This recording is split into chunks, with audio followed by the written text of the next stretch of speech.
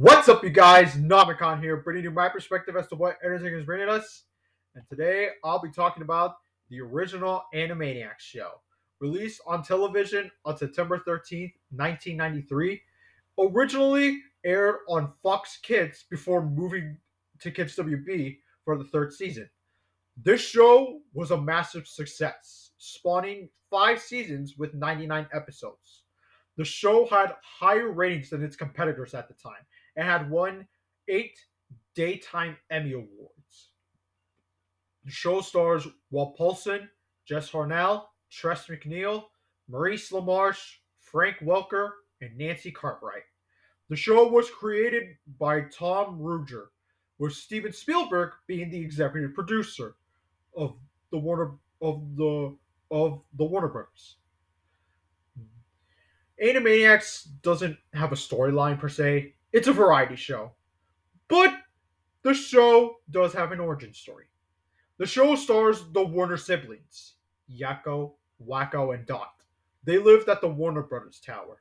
In their universe, they were created in the 1930s. They predated Bugs, Daffy, Porky, and other Looney Tunes characters. They were locked in the tower because their antics became difficult to control. That was until they escaped in the modern era, which was the 90s.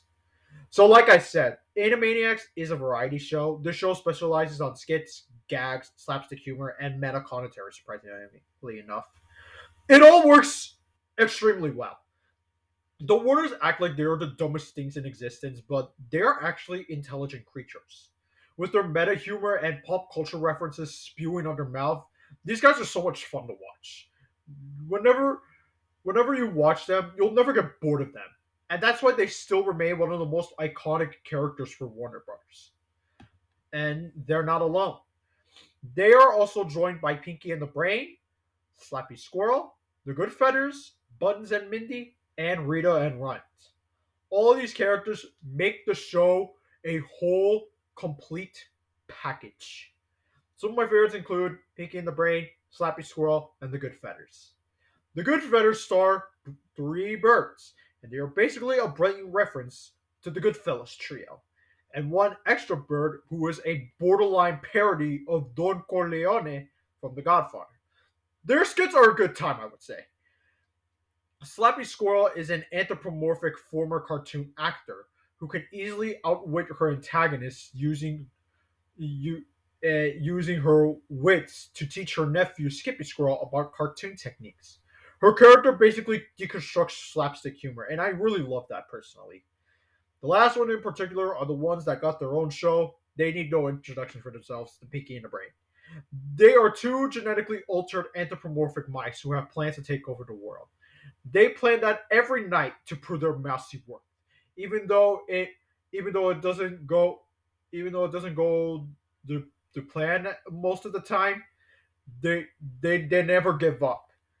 They the brain never gives up, and he still plans on to take over the world no matter the cost.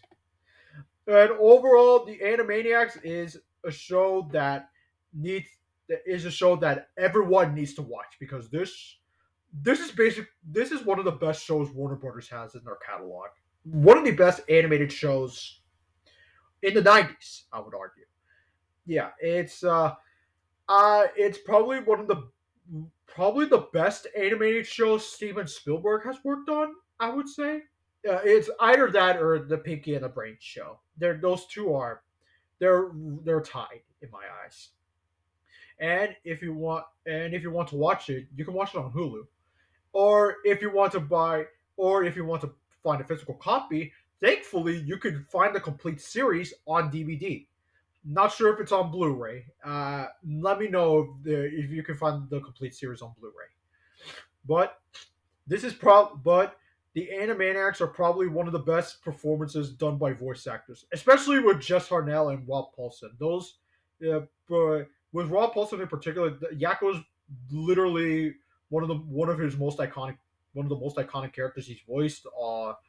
Along with Raph from the '80s Ninja Turtles, Carl from Jimmy Neutron, and with Jess Harnell, that for a long time that was like the only character he voiced, and but thankfully He thankfully for a while he voiced Crash Bandicoot, and honestly, Jess Harnell in my eyes is the definitive Crash Bandicoot, and and honestly, like the this show holds such a huge legacy for animation as a whole, and they were everywhere too. They had merchandise, they had video games, they even had a movie called Wacko's Wish, which is crazy. It wasn't theatrical. As far as I know, it was straight to DVD. But still, the fact that they got their own movie is great. But honestly, uh, what did you guys think of the Animaniacs, the original TV show? Did you like it? Did you hate it? Let me know in the comments down below. Make sure you subscribe to my channel if you haven't, and make sure you follow my Instagram, backlog, and letterbox down in the description down below.